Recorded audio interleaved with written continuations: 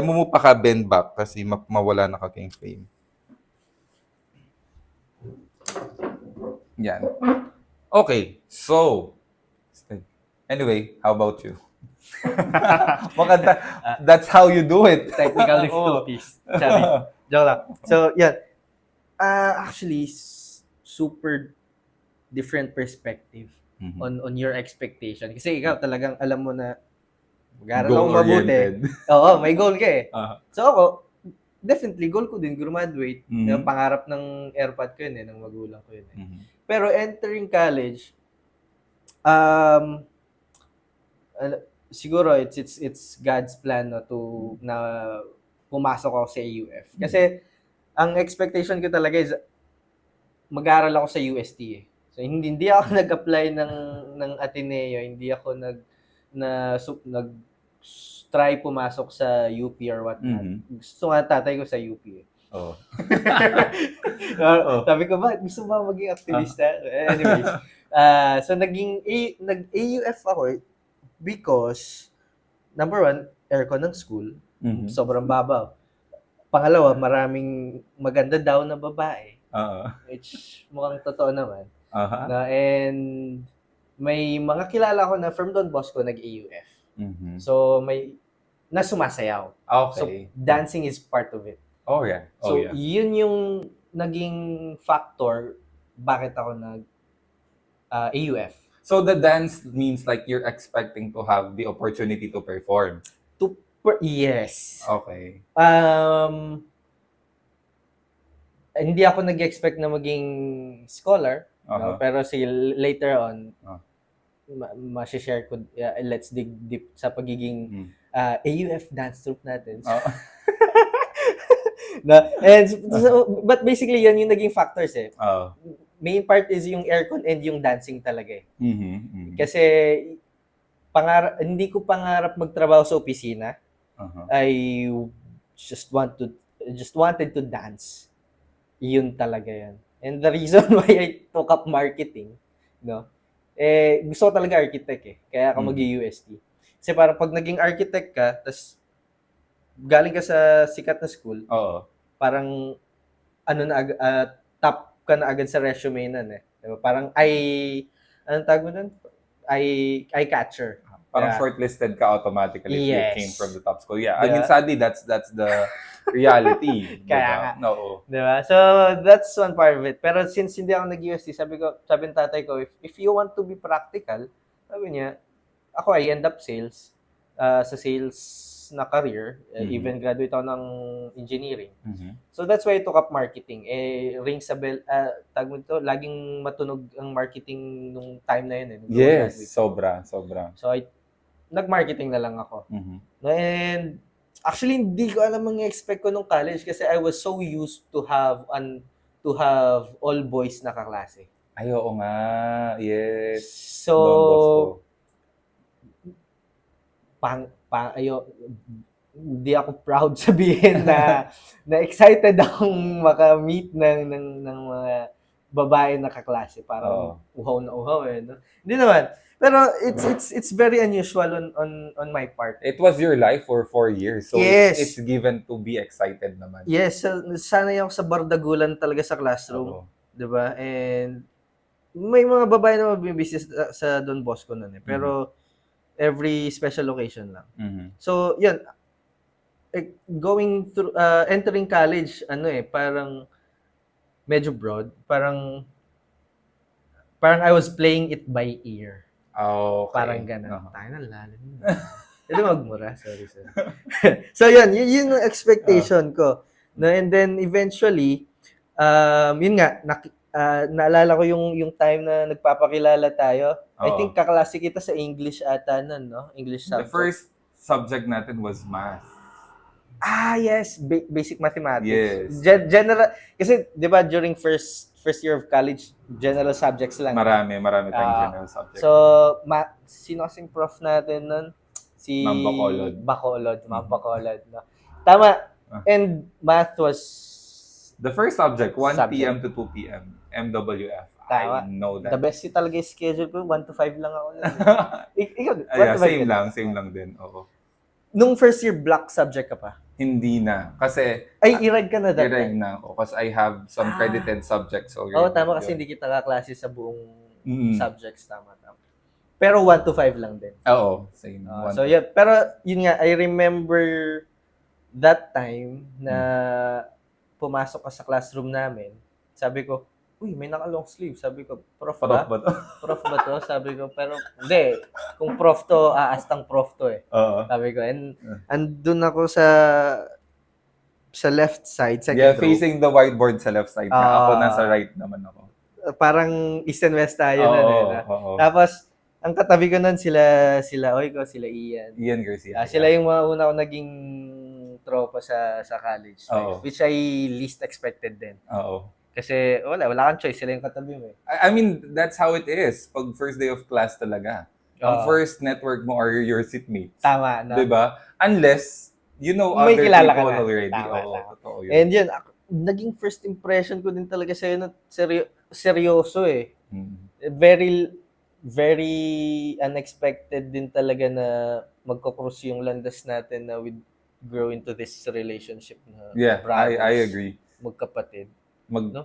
Ako din, like, very I honestly thought that time na, bira tong batang to. Impression mo sa akin. Oo, like, imagine me, parang syempre nga, I was like on the serious side. Sobrang pa ako nun, uptight. Talagang, I entered the school na naka-long sleeves, ganyan.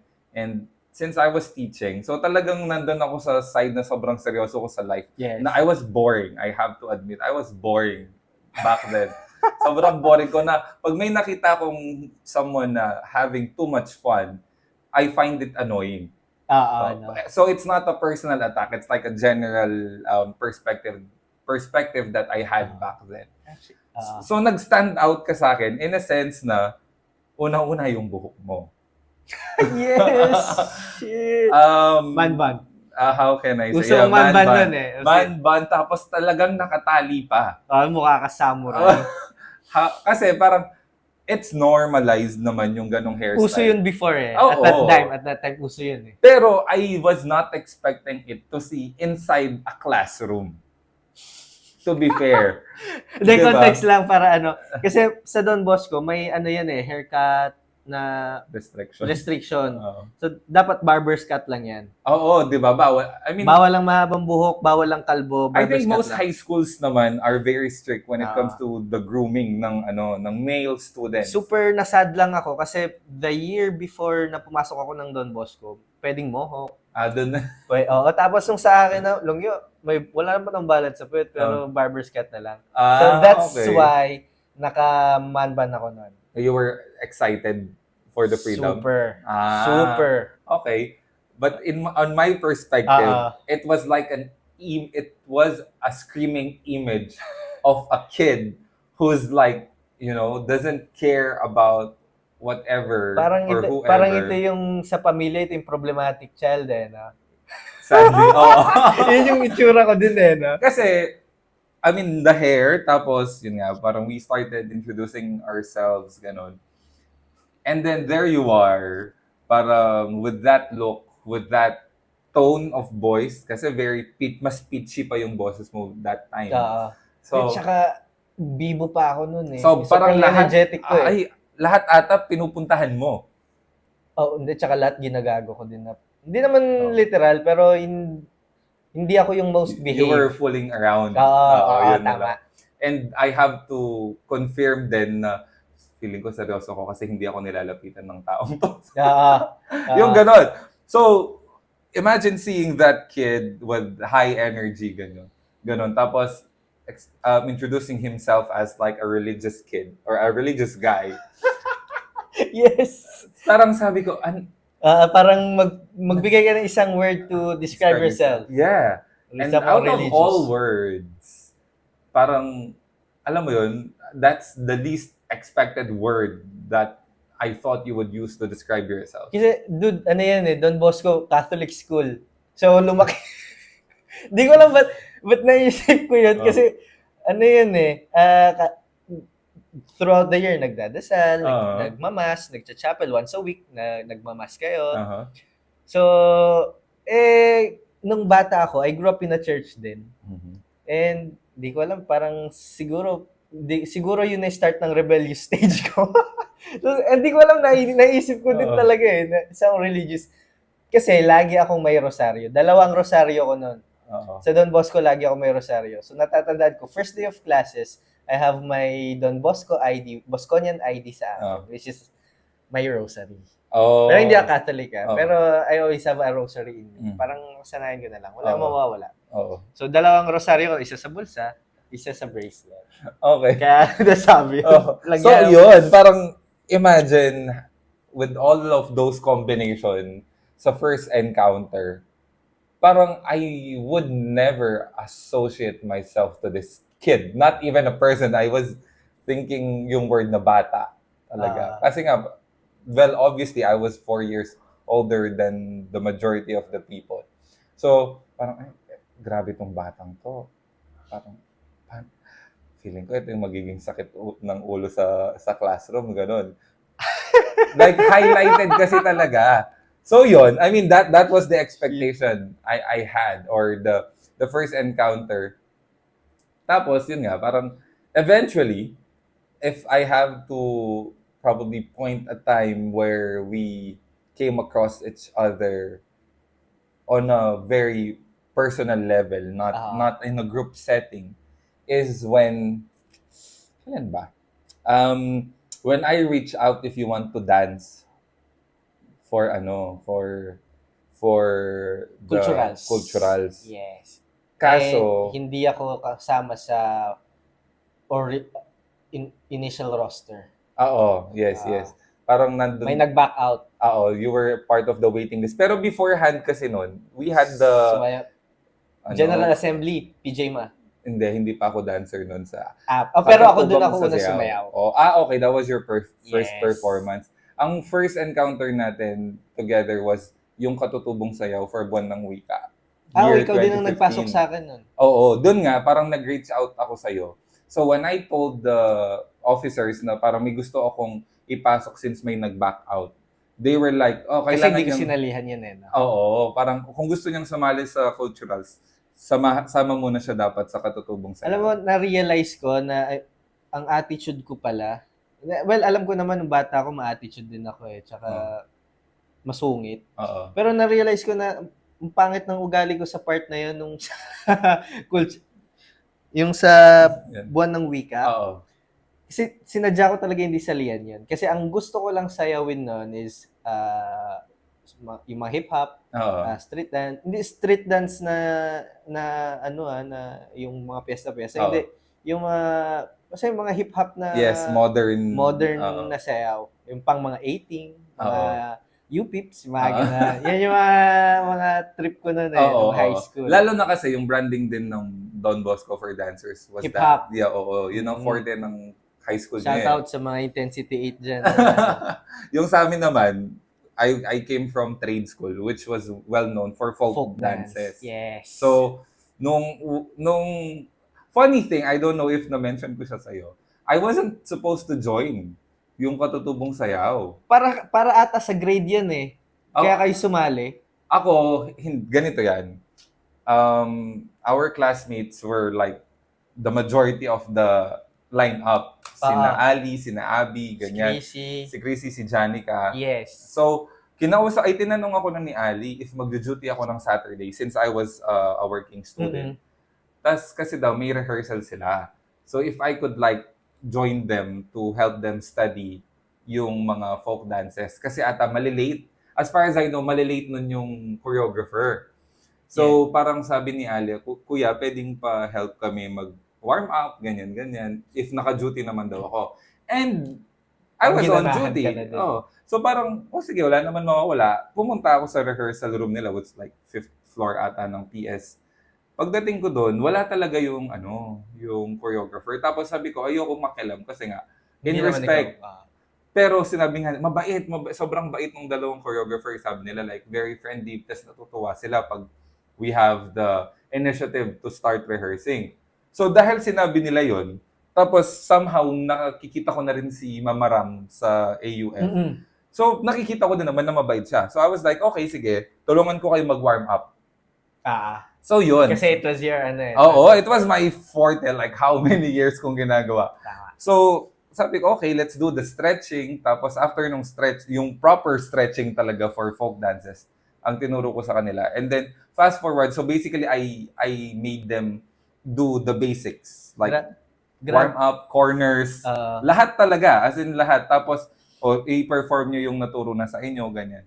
And then, I was trying to polish their moves. Kasi nga, folk dances is very, clean. Parang, very clean, very simple yet very clean, di ba? Dapat controlled lahat. So, I was trying to teach them that discipline. Which was very different from mine. Kasi hip-hop was very aggressive. Oo. Do your own style. Do your own style. Facial expression. Uh-huh. Sobrang uncomfortable talaga ng experience yan kasi nakangiti. First time kasi may nakangiti. Naka-gel ang buhok. Oo. Diba? Like very polished ka dapat as you perform. So fast forward, dumating yung choreographer and like Kuya John and Mama Ram, 'di ba? Tapos nakita nila ako. Tapos sabi nila, "Uy, trade ka ba?" Ganun. And then I said yes, ganun. Tapos sabi ko, una na ako kasi nga I was just helping them. Since nandiyan na kayo, babalik ako sa baba, magjo-duty ako. Kasi duty sa guard. Security guard. Oo. Parang kasama mo yung guard sa baba. Oo. So, nagpaalam lang ako. Sabi ko, mabilis lang ako nga. Scholar ka na nun, no? Yes, scholar na din ako nun. Kaya nga, alam mo yun, parang I was halfway, halfway. Or I wasn't paying attention to my duty. Kaya sabi ko, aalis na ako. Kailangan kong bumalik sa work ko. And then, sabi nila, ba't di ka pa sumali? Ganyan. Kasi, basically, kaya namin ituro sa iyo ng mabilisan, ganun. Mabilis mong makukuha. Oo, kasi nga, and funny thing, lahat ng lineup ng dances, I danced them before. So, it's more of the formation na lang ang kailangan kong patutunan. Tapos, syempre, considering na close din natin lahat ng, or majority ng lineup, I was like, okay. Sila din yung first group of friends mo, no? Oo, sila na. So, parang mga masipag mag-aral. Yes. And I think, kasi, the reason kung bakit sila sumali din is because may dagdag grade yan eh. Yes, meron. Parang may isang quiz ata na exempted, parang ganun. I forgot. Pero ako kasi iba yung kasama sa kontrata ng prof yun eh. It's a norm sa school. Pag sumali ka ng activity or ng competition, you're gonna have your perks, di ba? So, I ended up joining and then, kulang dance group. Paano nagkulang? Paano ako nasali? Kasi pagdating sa subli, kulang ng isa pang lalaki. Yes, kulang ng isang lalaki. Tama kasi pares-pares tayo noon. Oo. Partner mo si Janica. Oo. Kasama natin si Paul. Oo. Si Tulyao. Rest in peace. Rest in peace. Tsaka ako, pang-apat ako. Oo. Partner ko noon si Chrissy. Si Chrissy, oo. Tapos I think sobrang bad trip ko talaga nung sumayaw na yun. yun. Tapos, yun nga, we needed one dancer. So, nung sinabi ko yon sa officers ng CBA na we are lacking one male dancer, sila na yung nag-bring up na, yung nire-refer mo sa culturals. Oo. Bakit hindi mo pasalihin sa katutubong sayaw? And na-scam ako dyan. Hindi pa uso ang budol nun, pero nabudol ako dyan. Kasi, ang sabi sa akin, para masali ka ng culturals, sumali ka sa Buwanang Wika. Yun kasi yung sinabi nila sa akin, na parang, kailangan natin siyang i-require. Kaya labag talaga sa loob ko sumayaw niya. Naalala ko na, nagpa-practice nung unang dumating ako. Simangot ako. Tapos, nag-build ng impression kay Mama Ram yun na attitude tong batang to. Kaya tuwing nakikita niya ako, ay, ayan na yung attitude. Well, to be fair, that's true naman. So, I mean, pero ginawa ko ng maayos. Oo, totoo naman. Ng maayos. So we did perform doon. Tapos professional tayo, kailangan mo sumayaw na. Pag sinabi kong sumayaw. Nakapag-perform tayo doon and then fast forward we went to culturals, 'di ba? Doon na nag-start. Doon tayo nag-start mag-band. Yes. Maging close. Kasi wala kang choice, lahat ng kasama mong dancers makakausap mo. That's true. Diba? Hindi, tsaka there was a time na parang... Hindi, tsaka ikaw lang ang kilala ko nun. Oo. And you being kind, Oo. na-accommodate mo ko na, hindi, ganito lang yan. Parang tinutour mo ako eh. Hindi kasi, how can I say, if ako na folk dancer, papasok sa modern dance, I want someone who's gonna also walk through me. Diba? So you being kuya-kuya na, andun na yung andun na yung... nandun na rin yung instinct na yun. Siyempre, tsaka I felt like I was responsible for onboarding you kasi nga, na-late ikaw ka din na ang nagpasok sa akin doon. Like, late ka na ng 1 or 2 rehearsals dahil nga dun sa nag-back out na nag-attend talaga sa rehearsals. So, and I don't know if you remember, there was a time na parang nagpapahinga tayo during the rehearsals. And then they were like asking you, parang, I'm not sure, who do you trust the most here? Or who do you like the most? Parang ganon. Tapos, parang semi-workshop. Hindi naman siya workshop, pero natanong lang eh. Oo, nagtatanungan tayo. Tinatanong tayo ng isa-isa. Yeah. Parang ganon. Sino yung pinaka-gusto mo, tsaka sino yung pinaka-ayaw mo? Ganon. Nagganunan tayo. Parang, sino sinabi kong ayaw ko? Si Josh Yumul. Kasi laging wala. Oo. Or si Ras. Either of them. Russell. Pero I think it's more of Josh Yumul yung binanggit mo. Tapos, you chose me to mukhang kontrabida talaga yun eh. Hindi, pare, kamusta? Pero, nung nakita ko talaga siya, kami yan, naglolokohan talaga. I think graduating din siya noon. Kaya very occupied siya. Accountancy din siya di ba? Kaya busy. So, parang sa culturals noon, maraming magaling sumayaw, maraming gustong sumayaw na accountancy, pero hindi lang kaya because of their schedule. Yeah, very demanding din naman kasi sa time. Mahirap talaga mag-accountancy. Anyways. So yun, parang you answered parang, si Kuya Joke lang naman yung siya man kilala ko. So siya talaga yung pipiliin ko. So at that time, I was like, oh, okay. Maybe this kid consider me as somehow a person close to him. Yun yung naisip ko doon. Na-flatter ka ba? Oo, I was flat kasi nga hindi ako nagpipay attention. Siguro that time then I was very happy. I mean, looking back, I'm thankful na I wasn't the person who's seeking validation from other people. Kaya wala akong pake.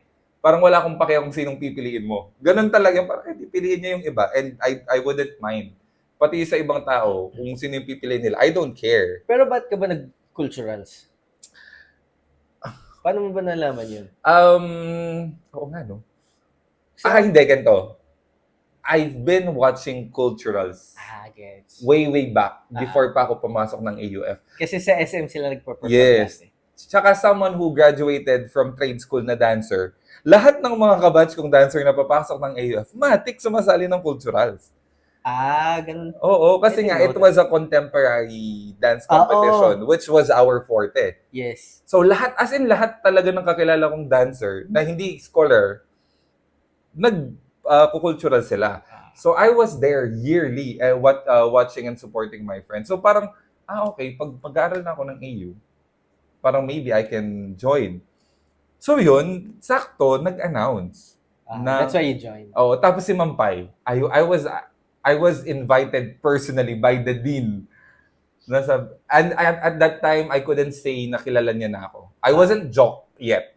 Parang, basta, wala. You were Josh. Josh. You were still Josh. Yes, I was Josh and the student who danced for Katutubong Sayaw. Parang, hindi pa strong yung branding ko as Jock. Sabi niya lang, uy, di ba sumali ka ng Katutubong Sayaw? Mag-audition ka ng culturals, ganyan. Merong audition sa ganitong day, blah, blah, blah. Tapos mag-prepare ka ng audition piece.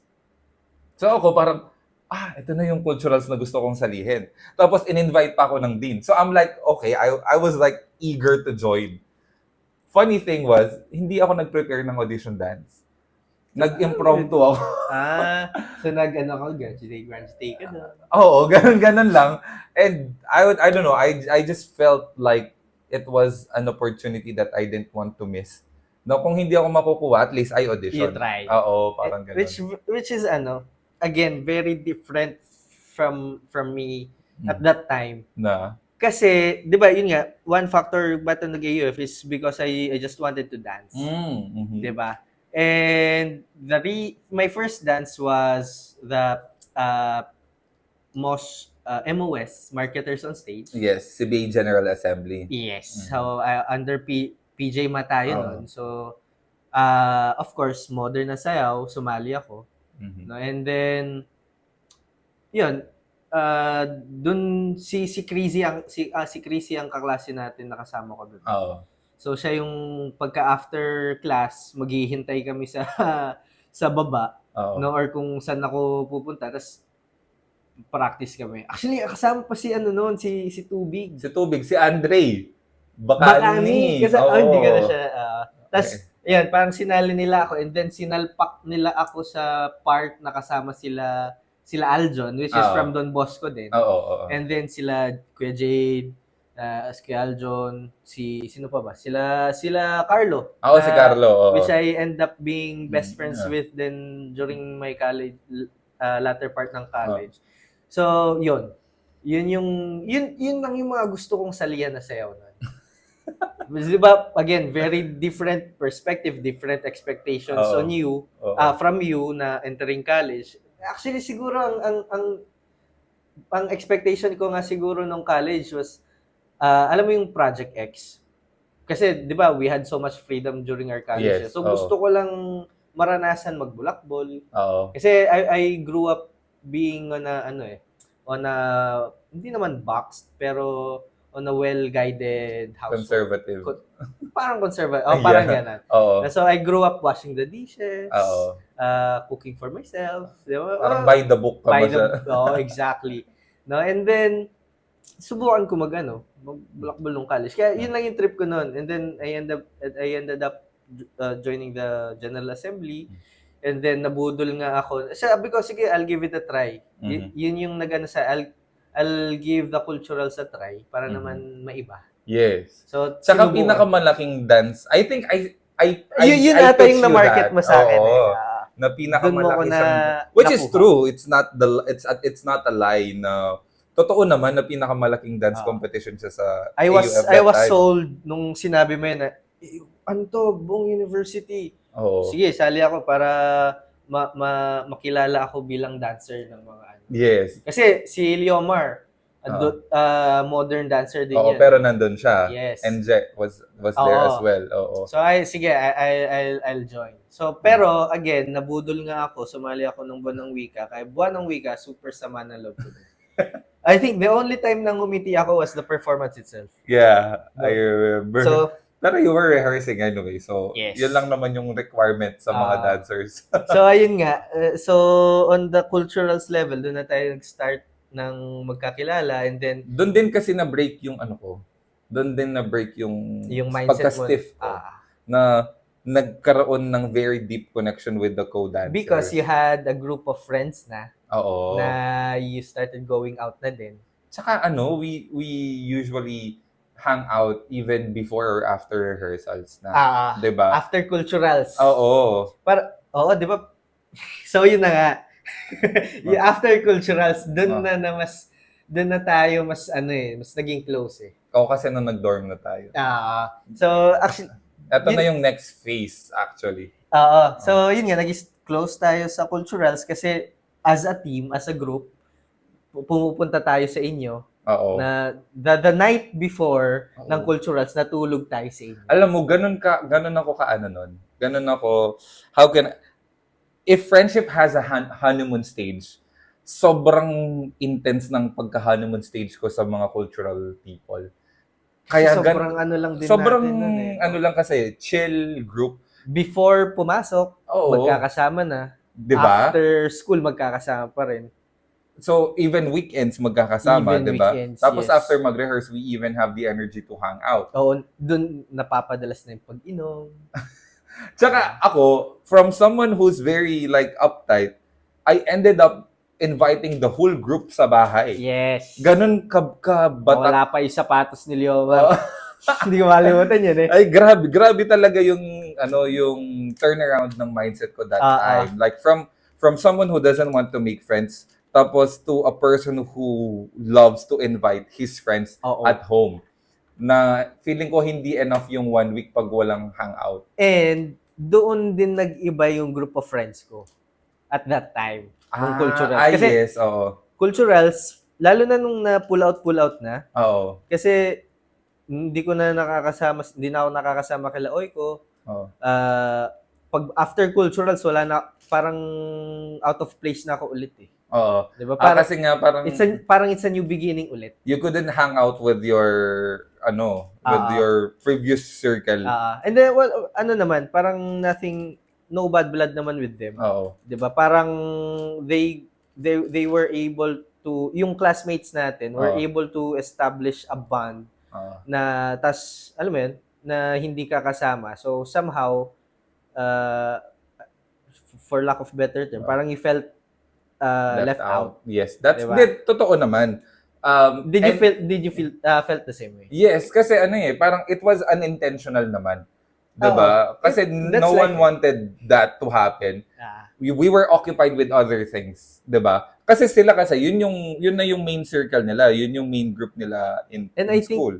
Think that's mainly the reason paano tayo naging close eh. Oo. Yun kasi parang since we didn't have the connection with them. And after culturals, end of first sem. Oo. So end of first sem, sabi ko, gusto ko mag-dorm. Yes. And then you encouraged me to, kasi timing din nagkaroon ng section C eh. Oo. Na yun yung panggabi na mga marketing. Oo. Na mostly, siguro mga 80%, mga scholars. Irregular. And irregs. Yes, scholars and scholars. Actually, pinut up talaga yung section na yun. Para sa mga irregs. Yeah, to cater the irregs and the scholars. Kasi yung mga athlete, nagtitrain sila ng whole day. Mm-hmm. So, hindi talaga sila pwede ng afternoon classes. So, end of story, night sked. Yes, nag-night sked ka. Makaawa ako kay Ma'am Barbs. Ma'am Barbs, ang layo kasi ng inuwian ko. Magdo-dorm na lang ako. Paalam na ako sa tatay ko. Tapos sakto, pumasok si Carissa, anak ng ninong ko, na nag-vouch sa akin. Ma'am, taga Severa yan, medyo malayo yan. So akala niya ni Ma'am Barbs na tabon is sa city center, sa Angeles. Okay. So ako taga-tabon si Ma'am Barbs, pero parang may kilala siyang taga-tabon. Lapit lang naman yun Hindi ma'am siya, mabalakat po ako. Dulo ng Pampanga yun, ma'am. So, pinayagan naman niya ako. And I think na nagsisi siya doon kasi sinabihan niya ako sa classroom nung second year na, dati hindi ka naman nagsasayaw, magaling ka sa classroom.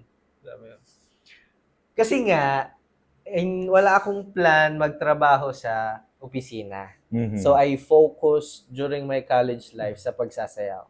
So, after culturals, nag-dorm tayo. I think that was like... For one sem lang. That was the peak.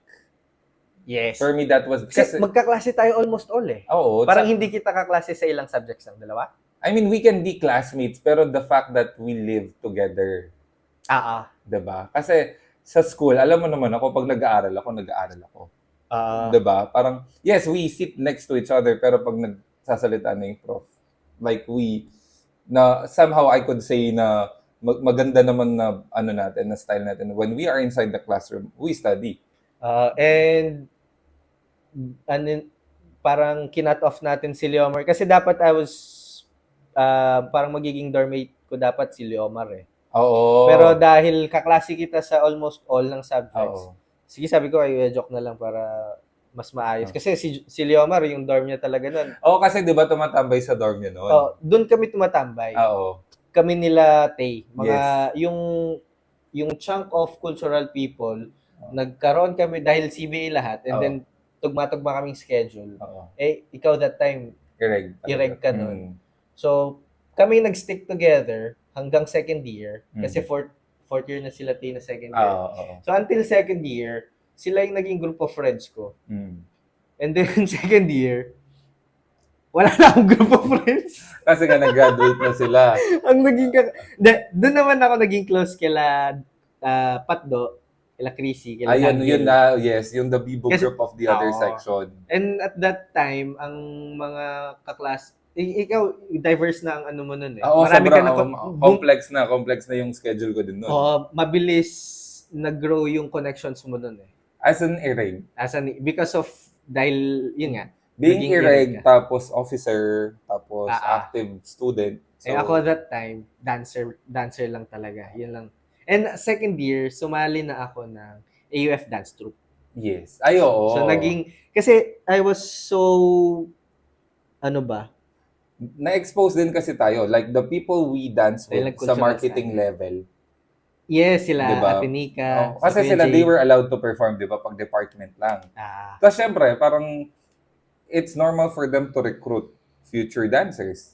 Tapos yun, I think, one big part din kaya ka napasok sa dance troupe Kasi madaming marketing na na DT. Na DT, Diba? Tapos, they usually encourage. Hindi, tsaka nung first year tayo, naging choreographer natin si Kuya DJ. Yes, yun. From dance troupe din. And hindi ko makakalimutan, tumawag siya sa akin. Sabi niya, Atuan, audition ka dance troupe, sabi niya. Kailan? Bukas, sabi. Wala akong audition piece, sabi ko. Anong sasayawin ko? Mag-ano ka na lang, twerk it like Miley ka na lang. Sabi niya. Pwede na yun. Ilang minutes ba yun? Mga 2 minutes siguro. Kaya mo na yun. Yun na, ako nang bahala. So, may connection. Nagkaroon na ako ng connection sa dance troupe. So, hindi ko na i-name yung college scholar. Kasi I think one of the reason ba tayo nag-derb para mag-focus sa studies. Yes. Diba? And, unfortunately, nung nag-dorm tayo, lumala yung bulakbol natin. Uy, pero nag-aaral din tayo. Hindi, ganito siya. Binabawi natin. Yes. Diba? Parang you're rewarding yourself to pero go mas out. madalas yung reward. Kasi freedom nga eh. Pero that was like, yun din yung time na masasabi kong ang intense ng pag-aaral ko. Kasi we were reviewing until the next day. Ako din. Kasi ang aim ko nun is, pag natapos yung first year, second sem, dapat college scholar na ako para may discount na sa tuition. Yes. So, pero unfortunately, sa Rizal, para lang magets ng iba yung tandem natin sa pag-aaral, since magkaklase tayo sa lahat ng subjects, akong bahala sa pagre-review, akong bahala sa arts, ikaw ang gagawa ng reviewer, ikaw ang gagawa sa mga masasalitang, sa mga essay or whatnot. Yes.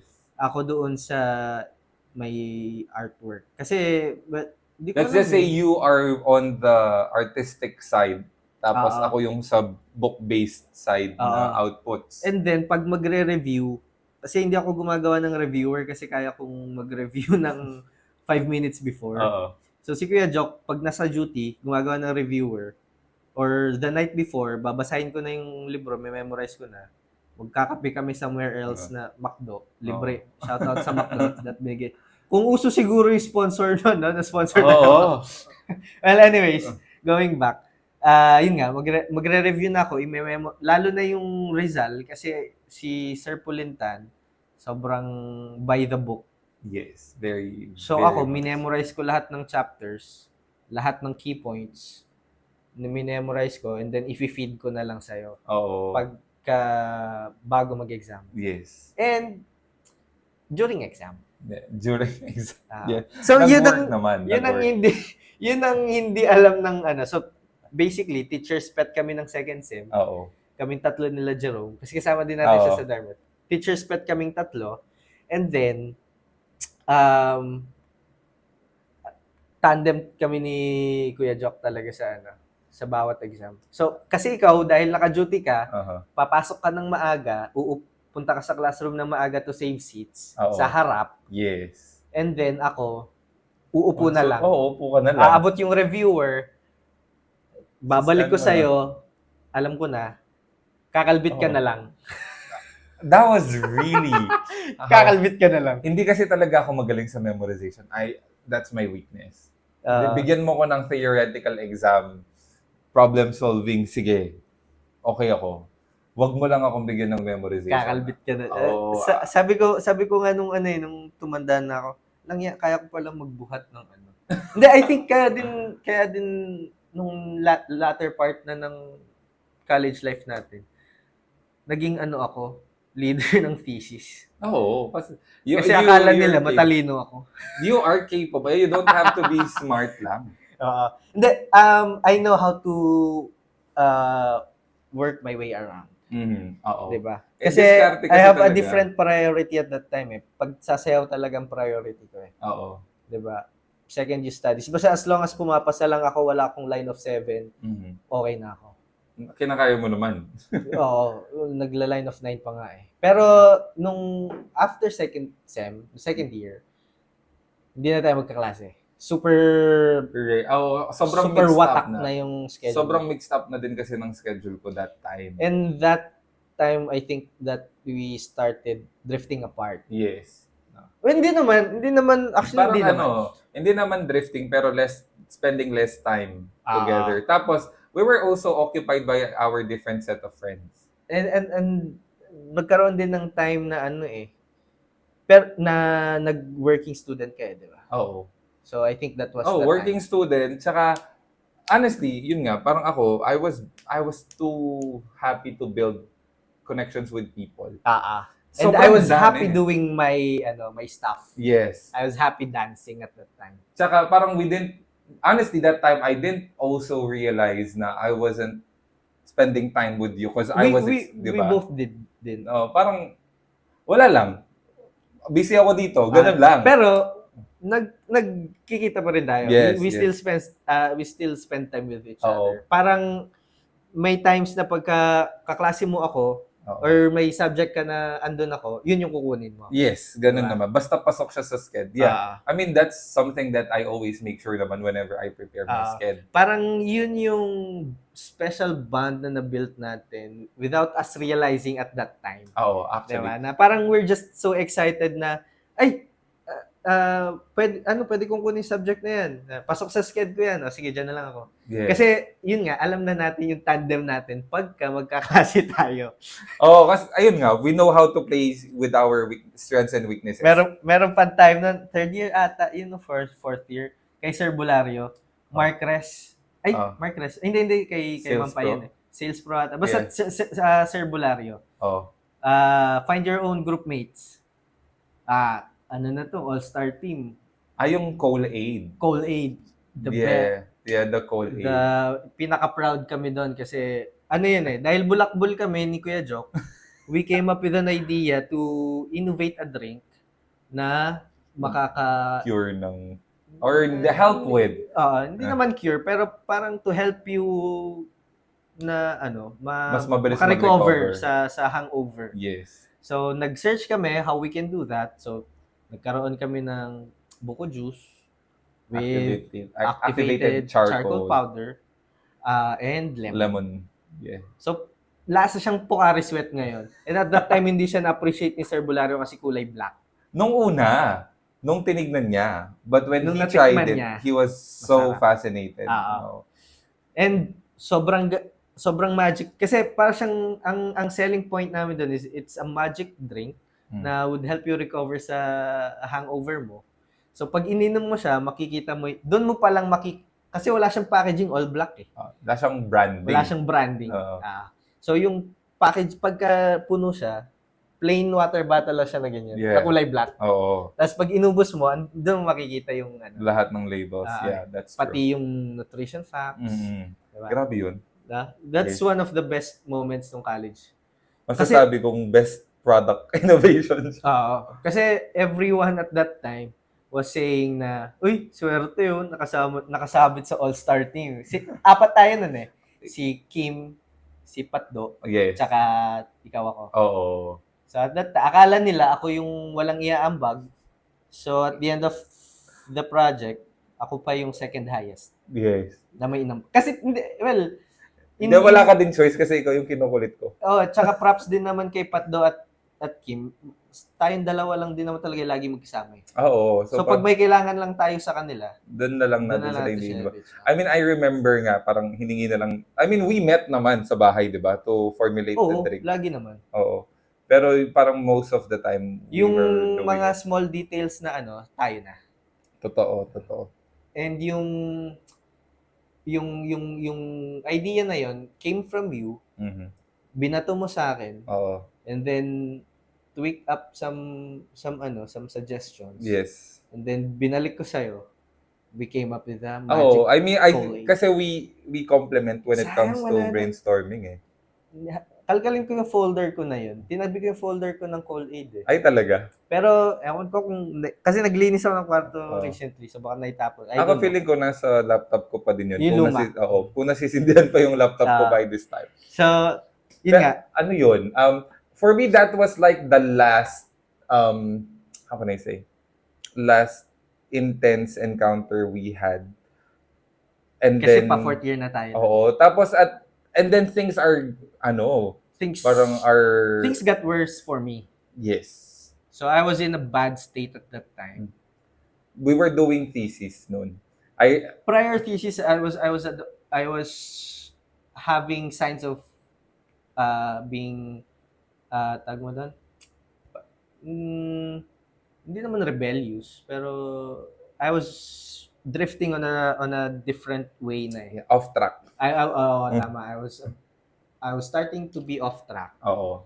And then things gotten serious as the fourth year progresses. Alam mo, doon ko din na confirm na our connection was not just seen by the two of us, but seen by everyone else. Kasi at that time, hindi na tayo masyadong lumalabas. And everyone Saka graduating ako. Yeah. Diba? Mauna kang gagraduate ng isang sem. Yes. So, basically, when... You were busy na. Yeah, kasi nasa last sem na ako eh. Parang eto na yung last kong time. So, I was almost there. So, I was making the most out of everything. Yes. And then, I realized, parang okay, parang kinokol yung attention ko ng mga batchmates natin na parang, Uys, anong nangyari kay Antoine? Ganon. Kasi hindi na pumapasok nun. Oo. Yeah, I mean, maybe because we didn't really talk before that happened. And I was not ready to talk about it. Yun din. Tsaka, that's what I know about you, na you're gonna reach out once you want to talk about it. Yeah, and during our yung mga first few years ng friendship natin. Yun parang nakilala mo ako na if I need something, I will reach out. Yes. Parang yung sa nag-OJT tayo America. Yes. Oo, yun yung best example kasi talaga doon. Kasi I needed help. I badly needed help. And I was offering it right in front of Pero you. kasi I know na I can handle it pa. Oo. Kaya ko pa. Which naitawid ko naman. Yun kasi yung tumatak nga sa akin. So, when people were like reaching out to me na, Kuis, anong mangyari kay Antoine? Ganyan, di siya pumapasok. And yung time nga na yun, sobrang wasak na rin yung schedule ko. Like, wala na akong marketing subject masyado. It's just the thesis. And I prefer to be alone at that time. Oo. Ako, ang sagot ko lang nun is, hindi ako aware. And I think during that stage of mine, parang doon na nag-start yung mental, hindi na ako mentally stable. Yeah, you were struggling mentally. Yeah, I was struggling mentally. And then, parang naging alarming na lang siya sa mga classmates natin when there was an issue na a student from AUF committed, took his life.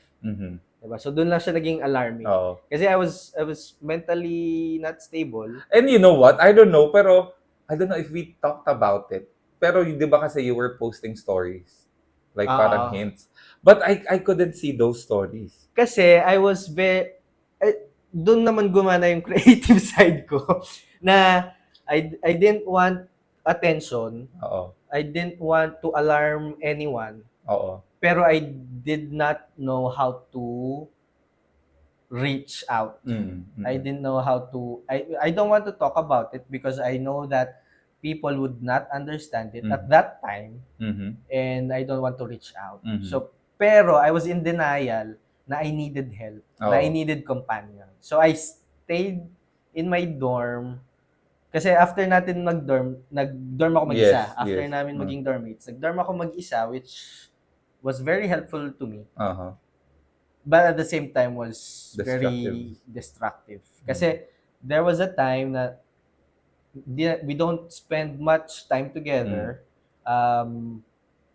I was struggling and nasa dorm lang ako. And I was dependent on being intoxicated. Yes. So, pag pumasok ka sa dorm, pumupunta sila sa dorm ko doon. Pero, may makikita, pag sa likod ng pinto, makikita mo ang daming, parang isang case ng Red Horse. Dami. Bote ng gin. Tsaka mess talaga yung buong. I mean, that's one sign of someone who's struggling. Pero that time kasi I wasn't that People were educated. not aware of it. Ako din. I myself. Kailan lang naman tayo naging very much aware with mental health. That's true. Tapos, yun nga, parang, ako, honestly, that time when you hid your stories from me. Yes. Tapos, you know what? Kasi you were reaching out with ate, with papa. Oo, tapos... And I felt, at that time, I felt betrayed.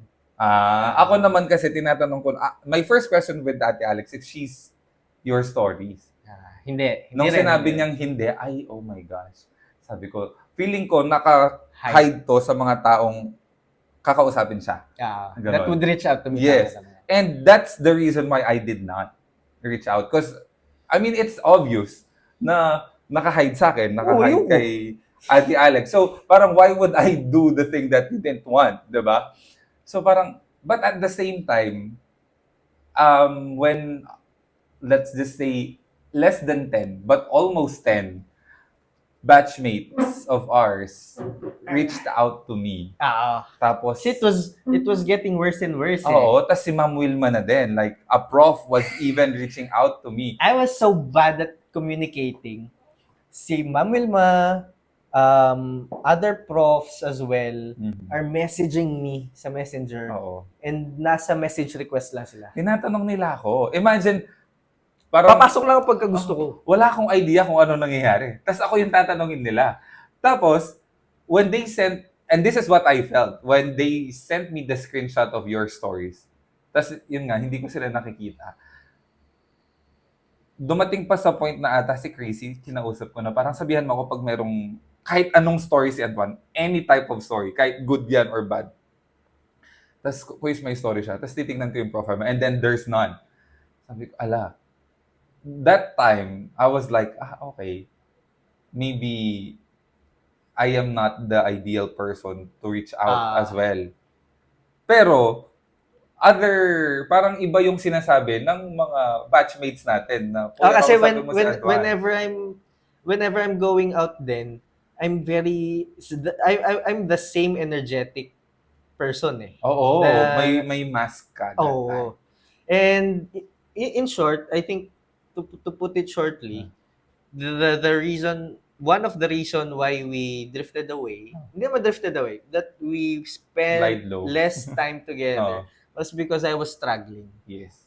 And I didn't want to interfere kasi nga, parang, I know the fact that if you want to talk about it, you would tell me. And, yun nga, I mean, hello, the fact that the stories are hidden means you're not the ideal person kasi, and then, tsaka, the time na yung mga tao na makulit na, yung alam mo, they were pressing on me to spill out ano bang nangyayari. I don't know how to tell it to them. And I don't know how to share it. Diba? So, parang I was cutting them off. So, pero there are few nakaklase natin na very tumatak sa akin at that time. Tsaka si Paul. Yes. Tsaka si Paul, grabe. Kasi that time si Shanela, bigla na lang tatawag yan. Pupunta ka sa dorm, yeah. Magdadala ng pagkain. Actually, yeah. I mean, she told me everything. Mayroong time na I was having episodes na eh. So I was having panic attacks. So I would pass out by myself sa dorm. So there was a time na I had an episode. And then I passed out. So nung nagkamalay na ako, ang daming missed call ni Shanela. So kumakatok pala sila ni Sofia. May dala silang pagkain. They just wanted to check on me if kamusta ka. Kasi parang 1 week ata ako hindi pumasok ng 2 weeks. Kasi pag alam kong hindi pa ako babagsak or hindi pa ako idadrop, di mo na ako papasok. Or papasok lang ako pag ready ako. Parang ganun. Or pag may nag-message, even J-Riz. Kaya ako pumapasok because of J-Riz at that time. Kaya naging dikit din kami. So yun, yung mga tao na yan, sila J-Riz, sila Chanela, sila Paul, was very gentle to hindi sila yung they weren't forcing themselves in. Parang ganon. Diba? But you can feel their genuine concern. Yes, that's true. Meron pang time nun, sobrang binaboy ko yung kamay ni Paul. So sabi ko, tatuan kita. So tinatuan ko siya sa buong kamay niya. Ni-story ko yun eh. Yung buong kamay niya dito, puno ng drawing ng ballpen. Oo, ginawa ko yun. Tapos hindi siya nabwisit. Sabi ko, tayo ng bite ng taong to. Well, yeah. No? So at least that was that time. So until you graduated. And then we went on our separate ways, separate journeys. Yun, actually, that was the peak. Nung nag-graduate, I remember people were reaching out na nag-work na ako. And how did our friendship had an impact to you? Kasi nauna kang graduate sa akin. Nung pagka-graduate, well, first thing is, you basically taught me how to put my shoulders down. Like, how to be less uptight, how to... Kasi, hindi ka naman impatient, pero you wanted to achieve things as fast as you can. Kasi feeling ko nga napag-iiwanan ako. Diba? Parang, once we graduate, sabay-sabay lang tayong may degree. Pero I could say that time feeling ko sobrang tanda ko na. Kasi your batchmates are younger. Are achieving things na, alam mo yun, they have a name for themselves, ganun. So ako, gusto ko lang matapos lahat. But, yun nga, parang, it was a breath of fresh air to, how can I say, build a good connection with someone who knows how to have fun. Parang ganun. Kasi at nung college tayo, ikaw yung sunog kilay. Ako yung happy-go-lucky. Happy-go-lucky. Pero hindi naman bumabagsak. Diba? So, responsible. Responsible enough. Yun, for me, that was like my biggest takeaway. It may sound simple, pero if I graduated with the same mindset na uptight and serious and too goal-oriented, I wouldn't survive my like first few years of corporate life. Parang ganun. Na, it's okay to have fun pala. Considering that I achieved my goal din kasi. I was able to graduate with the bonus of cum laude. Alam mo yun? Parang, which you fought for. Yeah, I did. For how long? So, imagine, I got the goal that I wanted with the bonus, and then I was able to have fun. So parang okay, hindi naman pala kailangan boring yung life mo, hindi naman kailangan miserable for me to achieve the things that because I thought before it's gonna be distraction, pero they ended up being motivation actually. Or let's just say entertainment and motivation, kasi I wasn't realizing that we were almost graduating. Ganon yung feeling ko. Actually, ako din parang during the college time, parang, shit, gagraduate na ako. Diba? Gagraduate na Pabibigla ka na lang na you are about to graduate. Tapos, alam mo yung, kagraduate mo, mabibigla ka na lang, natapos na lahat. But you wouldn't realize until nasistress ka na sa work. Yes. Kasi pagka-start mo sa work, you're excited, you're earning money. Alam mo yun? Parang... So, sa akin mo ba nakuha na since you're earning enough, parang if you're tired, relax. I got that. How can I say? You're good at bringing out the child of other people. Kasi I think I never experienced that being a child. Okay. So parang I think yun din yung isa sa mga rason kung bakit nag-struggle ako nung college time. Kasi parang, yun nga, parang nare-realize ko, I'm having responsibilities na I don't want this to end. Parang ganun. Okay. So, yan. And for me naman, ang naging impact naman ng friendship natin was, kasi I saw you on how you achieve the things that you have during college, especially during college. No, and ngayon you're still continuing to achieve yung aspirations mo. 'Di ba? And ako, dahil I was never expecting myself to work in an office, which I ended up working in an office. sabi ko sa mga surprise. Sabi ko sa mga naging boss ko, sabi ko, sir, hindi ko talaga pero yung experience ko with you, especially the time nung we were dorm mates, doon ko nakita na hindi kaya ko naman i-achieve. I just have to do this. Kasi ginawa na natin Yes. Ginawa na natin siya before. It's just that I know how the process works. I know the process. I just have to do it by myself. Okay. Kasi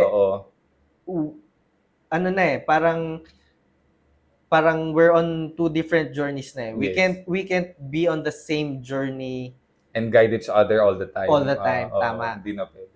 Parang sooner or later we'll have separate journeys din. That's true. And I've realized that nung after a few years nung nag-graduate na ako na sabi ko nung college ako kaya ko naman to. Nagawa namin to. So I just have to be brave, have more courage, and trust on myself. So that's why I was able to work my way up the ladder. Well, I'm not successful yet. I mean, but there's a progress. Pero I was able to build. Yes. I was able to build a good start on my career. Totoo naman. Because of that journey na we spent together. Alam mo, I suddenly remember another thing. Na I think I also learned it from our experience. Kasi during the thesis season, I was letting you do it by yourself. I don't know if you remember. Yes. And diba? I don't, just to give context to everyone, wala akong idea on how to lead a team, especially sa pinaka-importanting paperwork sa buong college life mo. Kasi isipin mo, lahat ng ka-team ko, mga irregular students. Na hindi ganun hindi naman academically inclined. Parang as much as occupied din sila with other things. Yes. Diba? Like for example, si patawaran na si Cristel. Si Cristel. Sorry. Si Cristel. May baby na siya. Yes, oo. And at that time, nagtitesis kami, buntis siya. Oo. So, I have to keep that in mind. Oo. And si Doy, Legaspi, hindi rin niya alam yung gagawin. So, may connections din siya na academically inclined. So, sa kanya siya magpapatulong. And then, ko-consult niya sa akin. Ito yung assignment ko. And then, ang maasahan ko lang is si Kirby and si Ryan. Si Ryan lang ang groupmate ko, thesis mate ko na regular. Yes, and then the rest, oo nga. Si Kirby, ireg din ata si Kirby. Tsaka working student din si Kirby. Working. Oo. Si Kirby, hindi mo rin makausap ng maayos pag minsan, pero nagbibigay naman ng useful insights. Pero gamit na gamit yung sasakyan niya Yun nga, so I was saying na, nung time na yun, kasi nga diba, I was the second group to finish yung OD. Gusto mo agad matapos Kasi ayoko ngang ma-pressure. Ayokong ma-pressure na naririnig ko na lahat ng feedbacks, ganyan. And ako ayoko munang agad sumala. So ako talagang, if pwede ngang like number 1 pwede kasi number 2 ang napunta sa akin.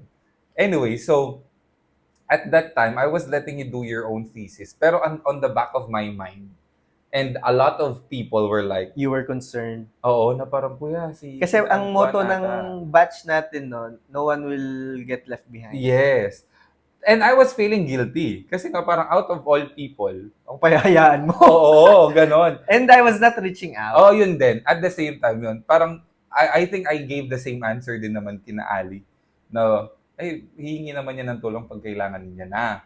Pero, again, I'm still thankful about how people see our connection na sila yung magsasabi sa akin na pati si Ma'am Wilma na din na, anak, sina Antoine, di pa nagpapas ng ganito, ganyan. Kasi lagi kaming late nagpapas. Yes. And super late.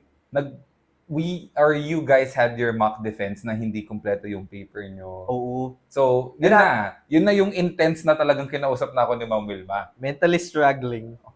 Stressed sa thesis. Diba? Good combination. Tapos yun nga, parang we weren't like talking, I was occupied with my group and then I ended up helping other people. Tapos yun nga, parang ako din, I learned your pattern not to disturb you when you don't want to be disturbed. So I gave that to you. Kaso nung dumating na yung point na, yung prof na yung kumausap sa akin na, Joke, tama mo na si Antoine kasi kailangan na talaga nila ng tulong. Ganon. And I remember that night that I reached out to you. And tinapos din natin lahat at that same night. No, we did 3 nights. First night on your dorm, second night in my house, third night in your dorm. Ganun ang tayo. The night, yung third night, yung night before defense eh. Yeah, yes. Ganun Super sa... cram. Pero, doon ko din nga nakita na we really work well together. Oo, no? Oo, Kasi, honestly, I never seen your paper at all. Oo. Diba? Kasi never ko siya pinakita kahit Oo. kanina kasi I was so ashamed. As in, wala akong idea anong i-expect kong paper. So, di ko din siya alam kung paano ko gagawin yung paper, paano ko siya i-describe. Pero siya i-defend, di ko alam. Yun nga, parang when I saw your paper, it's like, Was it so bad? Diba? We did it from scratch. Yeah. Diba? And then, nahirapan lang naman ako sa mga, sa mga reference, mga Oo. research. Yung pinaka-important part kasi na proposal. Yun. You need to back it up eh. Oo. Even the SWOT. The SWOT analysis. Kasi my SWOT was very general. Oo. And, syempre, coming from someone na nakapag-defense na kahit papano, I have, let's just say, the most timely experience when it comes to doing the paper. Surprisingly, honestly, at that time, I really had this realization na when we were doing your paper, it was a very vivid memory na you were sitting tapos you were doing your paper. In the zone na ako. Oo. Tapos ako nakahiga lang. Nakatulog ka na nun eh. Oo. Yan ata yung sa bahay niyo eh. Hindi. Like sa dorm mo to, first night pa lang. I remember, I was like, I realized na, kaya naman pala. Kaya niya.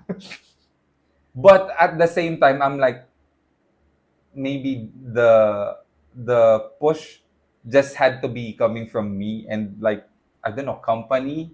Tsaka siguro, at that time, I remember myself, hindi clear sa akin kung paano ko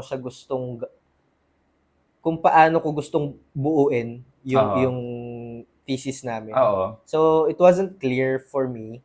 That's why everything was in general eh. Pero nung nag-reach out ka na, and then sabi ko sa sarili ko, na-realize ko, nga kailangan ko ng help. So doon na pinag-usapan natin yung thesis manuscript. Nung nakita mo na yung manuscript, nag-click na sa akin.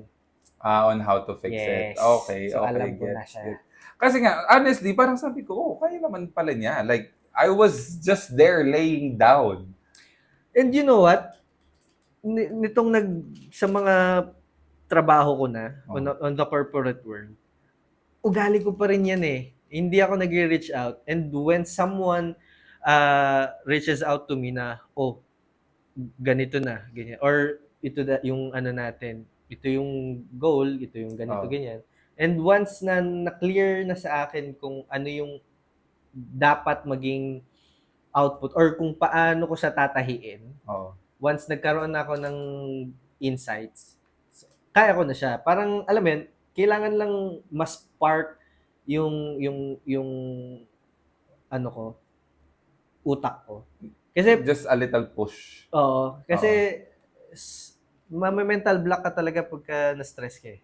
Kasi nga, And I didn't know how to handle stress. How can I say? Maybe it's more of you thinking of the whole plan instead of thinking of the first step. Oo, sobrang futuristic ko. That's part of my strength sa Gallup assessment. Yung pagiging futuristic. I always look way beyond. However, the other side of the page kasi sa ganung advantage is parang you would consume yourself sa thoughts. Na since you want it to be perfect kasi nga gusto mong ma-achieve itong specific goal, you would end up overthinking. Na, ay, baka hindi kaya to, baka hindi kaya yan, or how do you do this, how do you do that? Instead of just like doing it. Just to share then, Gallup, isa sa top 5 strengths ko is analytical. And tama yung sinabi ni ate ko na ang disadvantage mo lang with you being analytical, you just need to avoid the analysis paralysis. Oh, yes. Which happened to me a lot of times nung college tayo. Talaga? Thesis was one. Oh, yeah. Okay, yeah, that's thesis true. Was one. Hindi kasi parang it's a very difficult or it's a dangerous weapon to play with. But it's a good weapon. Being analytic is a good weapon because you see things beyond. But if you don't control those, parang you're gonna get drowned, diba? Then tapos you would end up, being overwhelmed with everything. And the reason why I believe ate is because certified coach siya sa Gallup assessment. Okay. So yun nga, sinabi sa akin na analysis, you need to avoid analysis paralysis. And then, I have the individualism. So I need someone na I can go hand in hand to bring that analysis or that idea into works. Okay. So I think that's why we make a good tandem. It's because of that. Kasi ako, I'm aggressive with things. So, ako kasi, I don't know how to start. I know what I want to happen. I just don't know how. Hindi ko siya kayang tahiin. No. You know what the problem is? It's not really that. You know what to happen. But whenever you want to start doing it, you already try to picture what's gonna happen. And it's usually not turning out fine. So you would think, okay, let's come up with another plan. Gagawin mo pala, baka hindi siya mag-workout. Okay, another plan. And then, you're like left in a cycle. Diba? In my case kasi, what I usually do is, this is my plan. Let's try it. If it is not gonna work, then let's think of another else. So, hindi ko pangungunahan yung output. Kasi, how would you find out if you did not do it in the first place? Yes. Diba? It may be the most, or it may sound the most stupid idea, pero you can never say it's a stupid idea unless you try it. Kaya yun parang during our college times, ikaw yung humihila sa akin back into reality. Na, hindi, try muna natin. Oo. Try. Kasi, yun nga, we'd never know. Diba? We'd never know. And yan din yung, sorry ngumunguya ako. Pero yan din yung natutunan ko and nai-apply ko on my previous job. Na kasi ang laging sinasabi sa akin ng mga supervisor ko noon. So, ginawa na natin yan before, sir. Ginawa na namin yan. Kasi syempre mas nauna sila sa akin. Yes. 4 years na sila doon. Ako kaka-start ko lang. Ginawa na namin yan, sir. Hindi nag-work eh. But that time was different now. Yun yung lagi ko sinasabi. Try natin ulit. Prove me wrong. Once you've proven me wrong, wala namang problema sa akin. Wait. I remember. Parang, this is one thing that I think a lot of people have to consider. Hindi ko siya pinupush sa lahat, pero consider. Na sometimes, it's better to be proven wrong than to prove yourself you're right. Kasi that's where learning comes from. Diba? And people need to learn how to be people need to learn the works of humility. Oo, totoo naman. Kailangan mo maging humble. Tsaka, let's just say, I don't want to use the politics. Ano na lang, ibang example na lang. Basta. Let's just say, okay, for example, I told you that eating skyflakes is not good for you. Talaga ba? Just example. Joke lang. Diba? Wala. And then, sabi mo, Hindi. ang healthy ka, hindi nga ako nagkakanin. Kaya ako Hindi lang nagsaskyflakes. ng katawan ko eh. Diba? And I can see you consuming that every single day. And at the back of my mind, since I care about you, I was hoping that I am just wrong. Kasi if I'm right, you would destruct yourself. But I could handle being wrong, considering that there will be no effect on you. I have a question. Oh. I think I already know the answer. Pero, ano lang, I just want to know your answer. Oh. If you'll answer the same as what I think. Is there something na ginawa ko nung college na ayaw mo before, which you end up doing, and I proved you wrong? Yes. and we have it here. Diba? Oh, Diba? yun nga, parang That's a very perfect example. Very perfect example. Na you thought it was distracting me, Oh. which at some point of time it did. It was. Yeah. Kasi I was dependent on it. And that was the time that I only stepped in. Diba? Pero, Oh. you realize that it was helpful.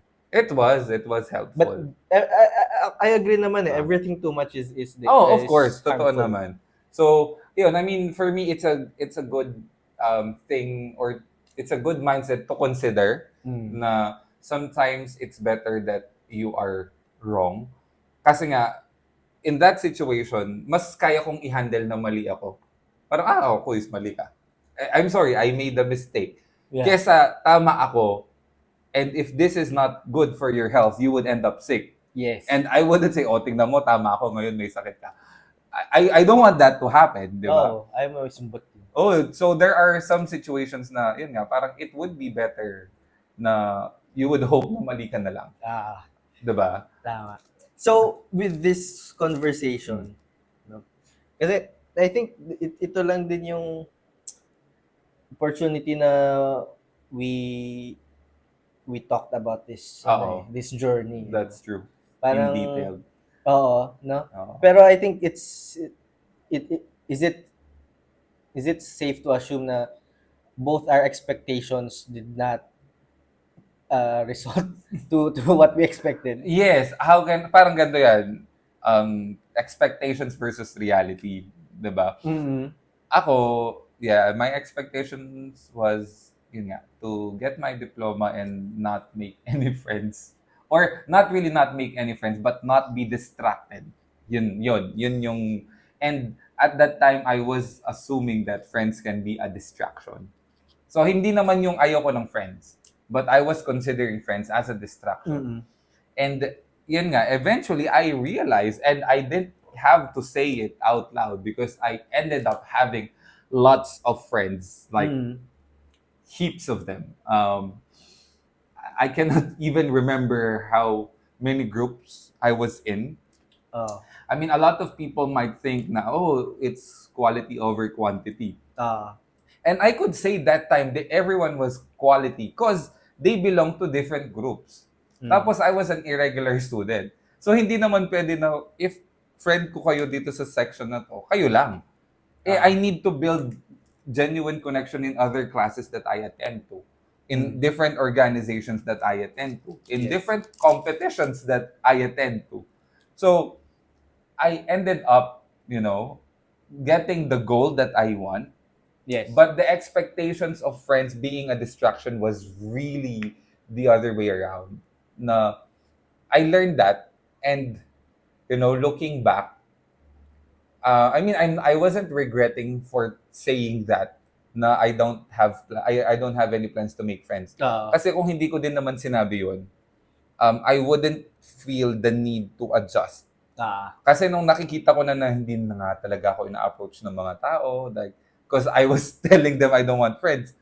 Tapos doon din naman ako, para nagka-wake up call din naman ako na maybe I have to somehow build connection to other people. Tama. So I wouldn't have it the other way na if I have to restart my college life, I would do the same thing. Kasi nga, it was a very humbling experience na I was too proud with this mindset and then I ended up eating it. Diba? Pero, nag-twist na naman siya na naging proud din ako to tell other people that I learned my lesson. Na parang, I made a mistake. And then now, I have a lot of friends. Parang ganun. It was a proud mistake, I have to say. Yun yung sa akin. That's nice. And I think for me, my takeaway with this conversation, yung learnings mo, my learnings on my journey. I think number one is going to college. It's always good to have a goal entering college. Right? Dapat. It's always parang importante din na may goal ka. Not just in college, but in life in general. Kasi you know where you're going. Yes. And I think that's one of my takeaways in this conversation. To always chase for your goal. To always have a goal pa rin. Regardless kung maging reality man yung expectation mo or hindi. Always, at least, alam mo kung saan ka patungo. That's true. Kasi, yun yung wala ako nung college. Meron ako definitely gusto kong mag-graduate.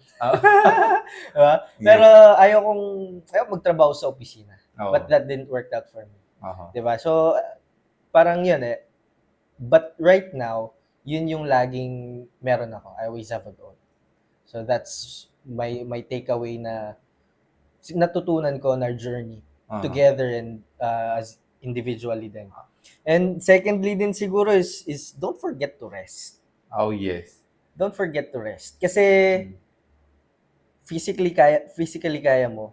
Mentally you're tired. And back in college, mentally I was very tired.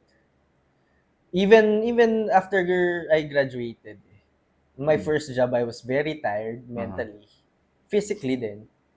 And I ended up quitting. And one of learnings ko din na I realized I did during college. Diba? Yun yung pattern na nakita ko na natutunan ko. So it's very important to rest. Na have yung sabi mo, diba, I'm always few dozen steps ahead. Yes. So I just need to have a few steps back. Ano ka lang. Gather yourself. Diba? Honestly, you don't have to take a step back. You just have to stop stepping forward. Makes sense. Diba? Tama. No, and lastly, parang ang takeaway ko din is to always have a learning mindset. Tama ba yung term na yan? Yes. Diba? Kasi, tignan mo tayo, both on a different perspectives entering college, different expectations. Yes. Pero, if we didn't have the mindset of learning, if we're not open to accept the feedback and the knowledge na pinagdaanan natin, I think hindi rin natin mararating to eh. That's true. I agree with you na hindi ako magsisisi na ito yung naging ano ko before. And hindi rin ako magsisisi na ito yung pinagdaanan ko. Yes. Kasi isipin mo, during my first year in college, very childish. And ngayon, grabe. Ang dami ko ng realizations. I mean... which are good realizations, diba? Oo. Parang... So, mentally, I matured. Mas nag-mature ako mentally. Yun din, kasi, yun nga, very childish eh. And na-realize ko yun after ko nag-graduate. Sabi ko, may pangarap ako na sumayaw. Pero, kung ipipilit ko yung sarili ko na hindi ko naman kaya, 'di ba? It's not bad to always have a plan B. I was about to say that nga. Kasi kanina, di ba, sabi mo, you should always have a goal. But you should also know that you have to modify your goals sometimes. Even if you are in the middle of like working on it. Hindi pwedeng fixed ang goal mo. Yes. Kasi it's like this. Let's just say when, paano ko ba i-explain? Okay.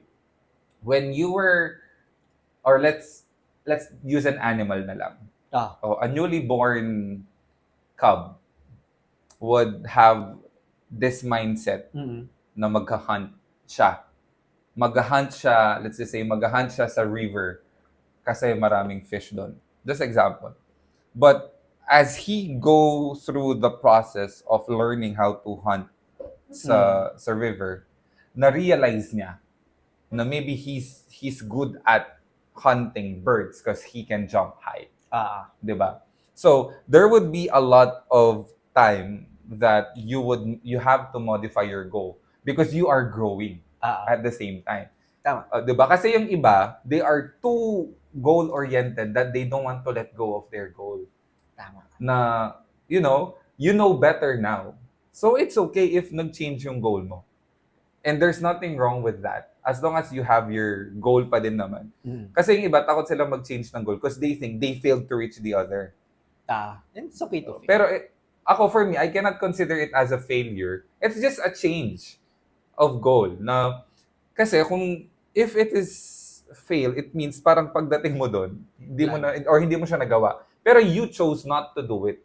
Because you wanted to have something better or more suitable for your situation. And probably, baka natag mo dito, parang your instinct kick in na, I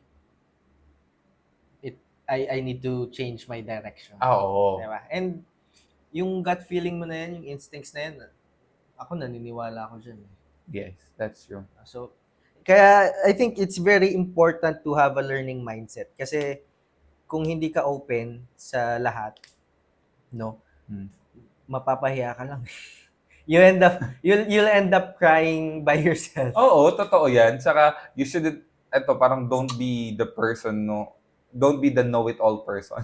Tama. Diba? So I think yun, if there's anyone na entering college, they don't know what to expect. Ako, I didn't know what to expect. I just want to have a good time. Ako, very vague lang naman yung expectation ko. Diba? I mean, lahat naman ng papasok ng college wants a diploma. And I think it's very important to realize that